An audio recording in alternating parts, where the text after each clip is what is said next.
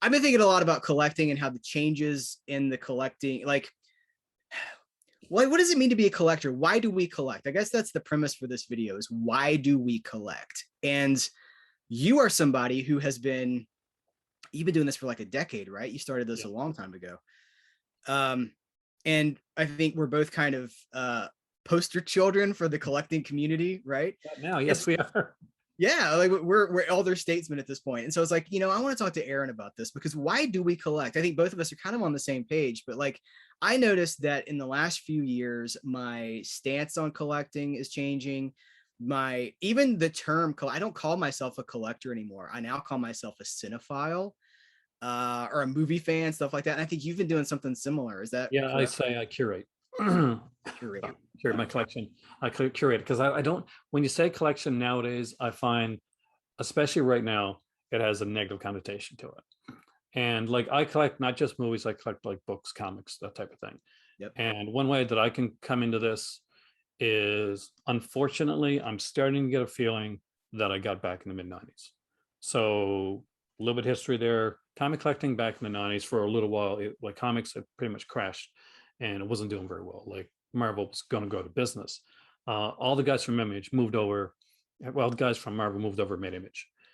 And around the same time, Wizard Magazine came about, and there tend to be like a big boom in comics. But the problem was that around that exact same time, sports card collecting that had been really big, baseball cards, stuff like that, had crashed because it was a speculator market. People were buying the cards not for the love of the cards, they're buying the cards because they wanted money.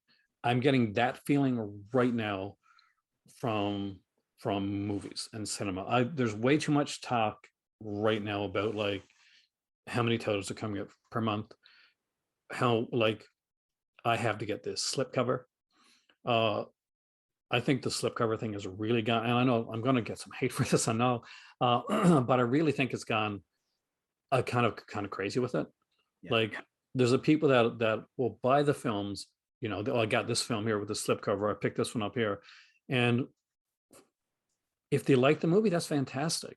But most of the time, I'm not hearing them say they like the movie, or I'm hearing them say, in some cases, people will get the movie, they'll talk about the film, talk about how much they don't like the movie, and yet they bought the movie. And that always happens like every once in a while. But when it becomes like on a monthly basis where like, I bought these, I don't like them, but I'm collecting these, or I got the slipcover, I can flip them, that type of thing, then that hits to me more like a speculator. And that's part of negative connotations to collecting in general. So I think that's why I have taken like away from saying collector per se, because I curate. I get the movies that I want to get. Yeah. And if I don't grab Vinegar Cinema is a subscription service, and you can go and you can get like everything that got coming up for a year, or everything that got coming up for 6 months. It's a fantastic thing if you like everything that's coming out. But it does, to me, I think it leans more towards the collector as towards the cinephile. Yeah. Because you're getting everything because it's a certain company, and because you don't want to miss out on a slipcover, or you don't want to miss out on a special edition. Yes, I'm going to applaud that. We are movie fans. We're book fans, comic fans, movie fans. What else is? I mean, that's what we enjoy. We enjoy the stories, and for so long we've connected with those stories, and that's why you would buy something. I started a movie collection on VHS it was over 30 years ago. So I've been doing this for 30 years, but I was buying those because I wanted access to that story. I wanted access to the movie, or to the book, or to the comic, or whatever. And it's the stories that matter to me. And when I get so excited about all the new releases from Kinomorber, or from, Imprint, or whatever, I'm connecting with the stories, the actors, I just love film. I love the stories. But some of these companies and a lot of the fans are going right along with it, that speculator market. They're turning movies into like baseball cards. They're turning them into a collectible hobby, where somebody asked me one time, like, how do you, like, what protection do you use for your, like, do you bag them? Do you bag your movies? And I was like, no, I watch my movie. No, I don't bag them. Why would I do that? And people are like sending some of this stuff off to be graded. And I'm like, VHS tapes getting graded. I'm like, what? Why? So That there's so much yeah. focus on value, right? You know, I go into Goodwill to look for, you know, like there's so many movies that have fallen through the cracks, and you know, as film fans, we look for these things. So pawn shops, thrift stores, places like that, and I go in and there's the guy with the little bloop, bloop thing, like scanning, just scanning, looking for value, so he can pick them out and resell them on eBay. And it breaks my heart, right? Because so many people are going along with this. It's like, yes, we just got a new Spider-Man movie. You know, Spider-Man just came out on home media, and people are buying like every every retailer exclusive slipcover. And I'm like, why? It's not a trading card, Yeah. but for some people it is. And I don't want to be so dismissive of that I like, but I do have a very negative reaction to that. It sounds like you do too. It's well, honest. It's Spider-Man No Way Home. I just if anybody's watching this, it's not going up in value. I'm Yeah. it's exclusive or not, it's literally one of those, like one of the most mainstream movies that you can imagine. Trust me, as a guy that has a lot of Walmart exclusive that I bought at at thrift shops and stuff like that, just because, oh, okay, that's kind of neat. I don't own this movie. It's a Walmart exclusive, great, and it turns out to be like a junky 30-minute disc or whatever, and on the inside too, or a different slipcover, which I don't care about because my slipcovers are literally in a box right there right now, by the way, not on my films, which are packed up. When I was packing my films, I was like, oh man, do I need to pack all these slipcovers? And I looked at things that were like, this is the exact same cover that I got on the outside and the inside of it. So no, like sometimes, okay, it's a different cover, like the art, that type of thing. That'll stay on. I can change that up. But no, I mean, for me, it's the same way. I'm, and it makes it hard. Like, I don't want to say I get burnout sometimes, but it changes like the way that that I look at certain things. I don't want to become somebody that speculates for that. I've never been a person that's flipped like movies. Now, if you got a lot of films in your collection and you want to downgrade, oh my God, yes, I understand that completely. Totally. Downgrade, like your movies, if you don't like, say you got steel books you don't like, or you want slip covers, want to get rid of them, people actually want to pay for that stuff, fine, fantastic, wonderful, but don't let that become your focus. Yeah. What's inside that case, what you put on that television set, that should be your focus. Like if you're watching the Robert Mitchum movie, let it because you like Robert Mitchum, not because it's an Arrow exclusive or something like that, or you got it on Zavi. Let it be a film that you're passionate about. Now, on the other hand of this, we got to acknowledge that a lot of these speculator tactics are keeping a shrinking market afloat. You know, their sales are going down in the mainstream marketplace, and these tactics, steel books, slipcovers, they're getting people to buy discs. Do you think it's something that's legitimately able to continue? Oh, is it sustainable? No. Yeah. No. Because like in all honesty, like it's going to reach a plateau.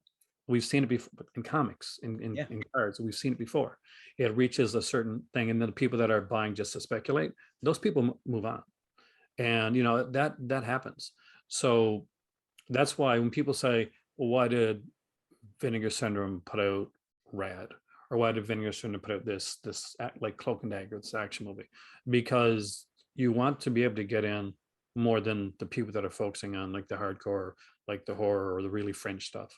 You want to get as many people buying your stuff as possible. It's their company at the end of the day. Severance and Company, Kinos does a lot more kind of quirky titles than they used to do. I've been noticing that, like whether they're working with Scorpion or another company, they're doing a lot more of these quirkier kind of fun, semi-exploitation titles, because people buy a lot of that and they sell well.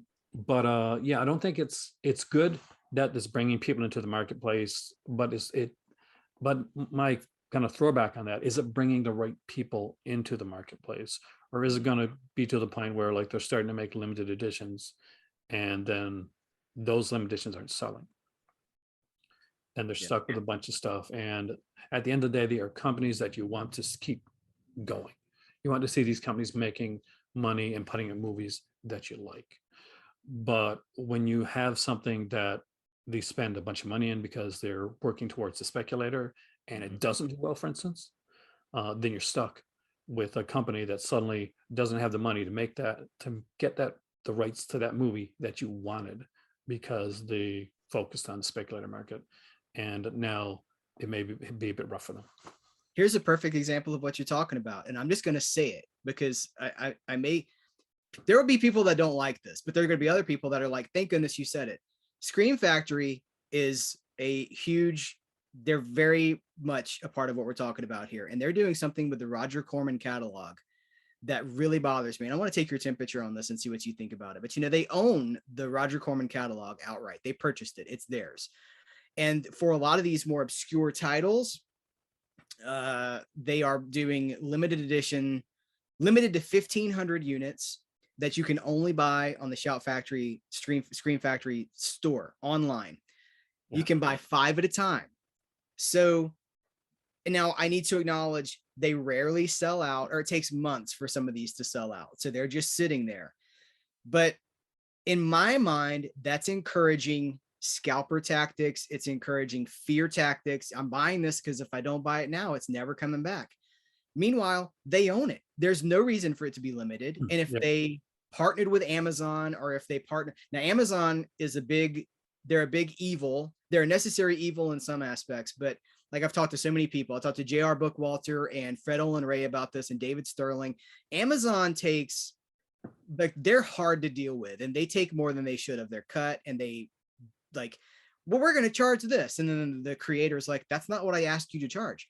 So I know why Scream Factory might not want to deal with that, but if they could partner with another, just get it out there. So many people will say, oh, I didn't even know that came out. I didn't know that there was a limited edition version of, you know, I'm trying to think of the day the earth, was it the day the earth ended? I'm trying to remember the day the earth caught fire. I think that's evil or something like that. Yeah. These movies just, they pop up, and then a couple of months later they're gone. And then most people don't even know about them. And then they're out of print. And I'm like, what you own? There's no reason something you own should ever be out of print. Print more, make them in 1,500 batches, then print another 1,000 or 500 or whatever. Any thoughts on that? This goes back to the Disney Vault, all the way back to the Disney Vault.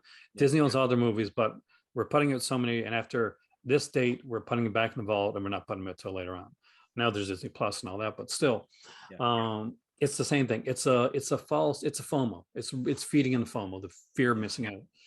And no, I've never been a big fan of that with any company. I understand when a company does limited editions because they only have a certain amount of a title that they can sell, or for instance, some companies like, okay, we only think we're going to sell this much. We don't have enough money to make more.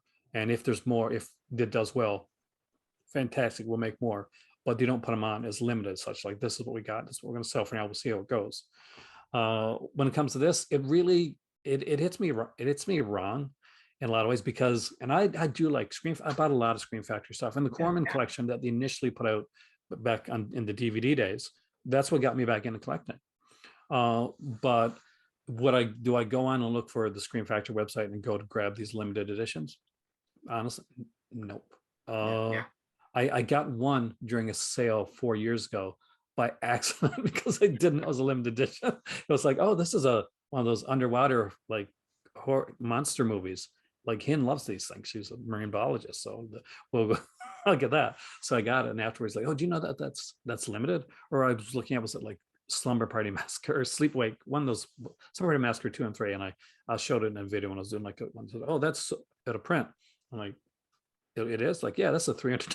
I'm like, it's not worth that, but I like it.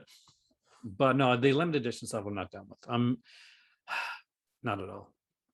Well, you know, so much of the time, like, if for people that don't, like, if Scream Factory didn't own those, a lot of the stuff that's gone out of print with Scream Factory is getting picked up by other companies. You know, Kinomorber is rescuing a lot those Vincent Price movies. They're putting those out with new special features. Some of this stuff's getting new 2K scans from other companies. Nothing ever really goes away, or it doesn't have to go away.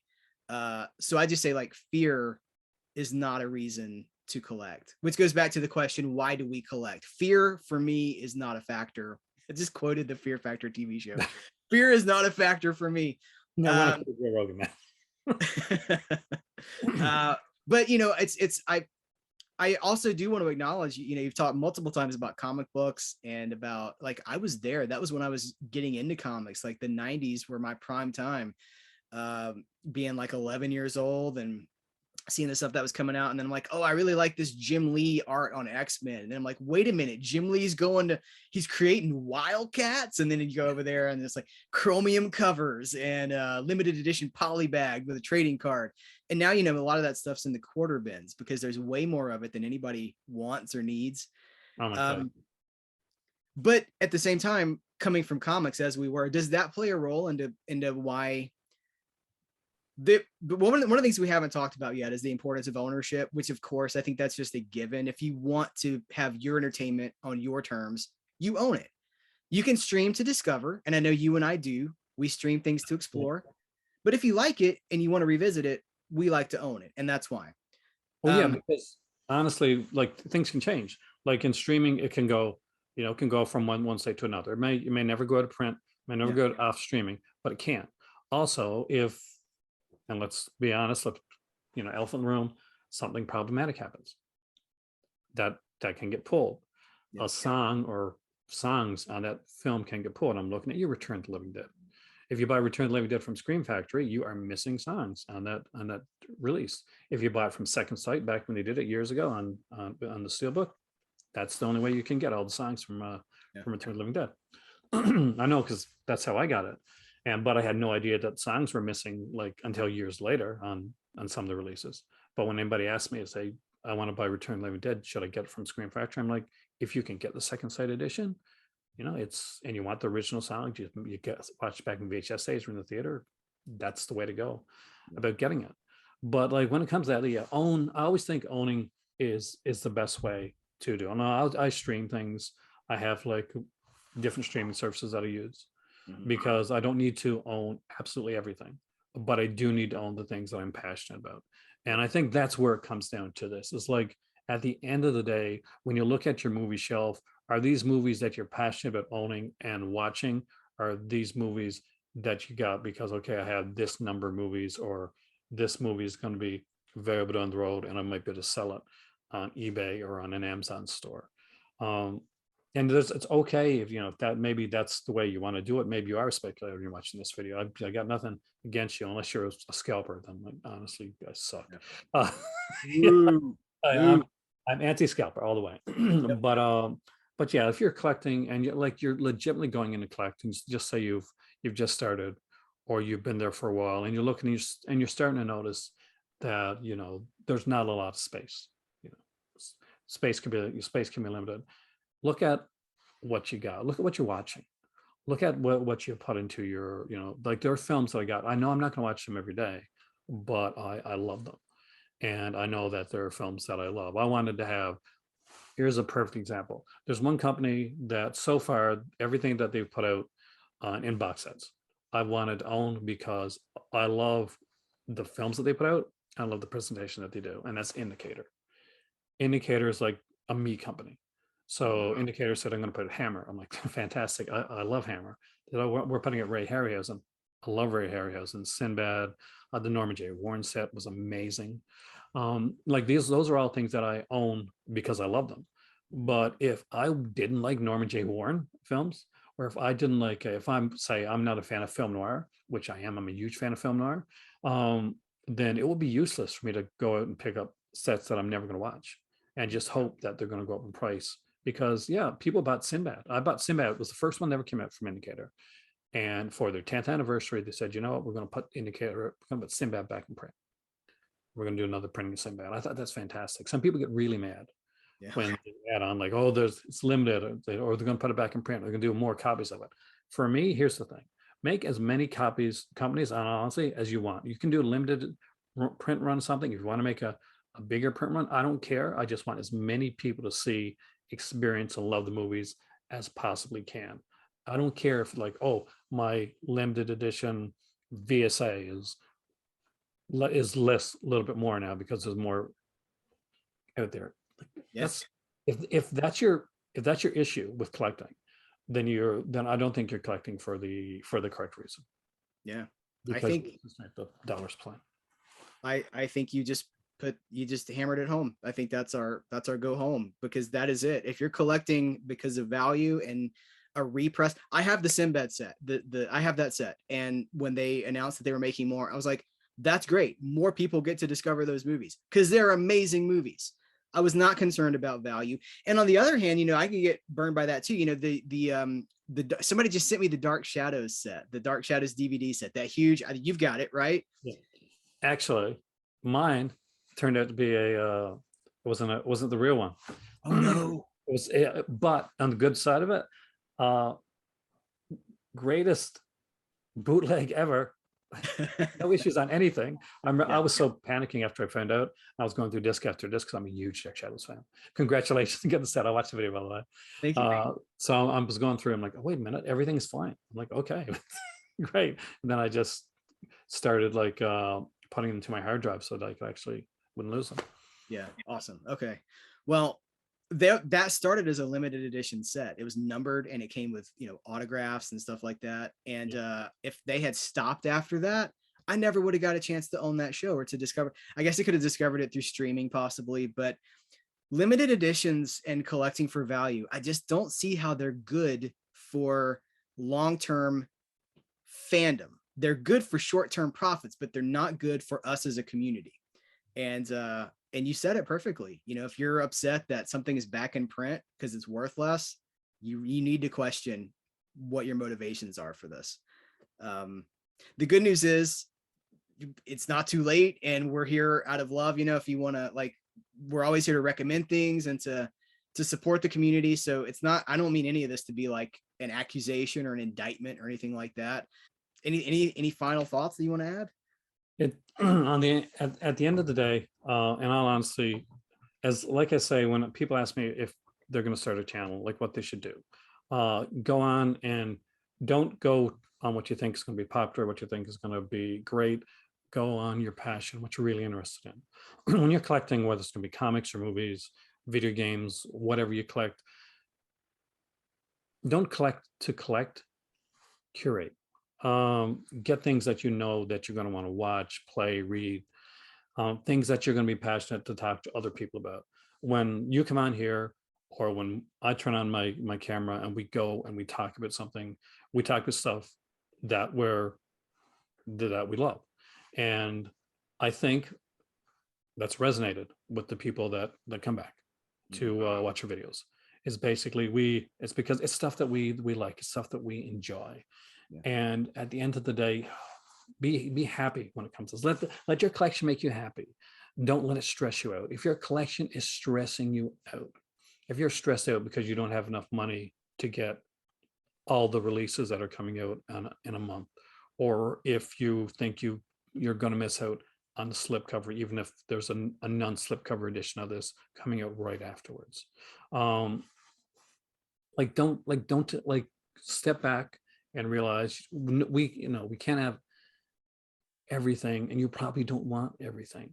Yeah. Look at the stuff that gives you joy. If you find something that makes you happy, and you find it, whether it's film noir or it could be Jess Franco, love me some Jess Franco, then yes, go and grab those things. But don't go expecting that it's going to go up in price all the time. And for companies that do this stuff, and I'll honestly, I be careful when you go towards that collector, speculator, because it can end up biting you. So yeah, go towards what you love. If you love it, then there's somebody else that's gonna love it too. So if you're a company and you got movies that you love and you're saying, okay, these are movies I watched when I was a kid, and a lot of people, I really want to share these with people, go towards that. And if you're somebody that's starting collecting, go towards what you love. And it's okay to blind buy too. Like, it's okay to pick something and say, okay, this sounds interesting. Like I want to blind buy this. Like you can be like some people in stream. I blind buy purposely at least once or twice a year from companies. Criterion sales, used to blind buy from them a lot. I've never been let down in a blind buy from Criterion. But I blind buy just for once, but still, I don't blind buy with just a title. I got to know it's a movie I'm interested in. Mm-hmm. Hopefully that's the way people look when it comes to collecting too. It's like, just get what you're passionate about.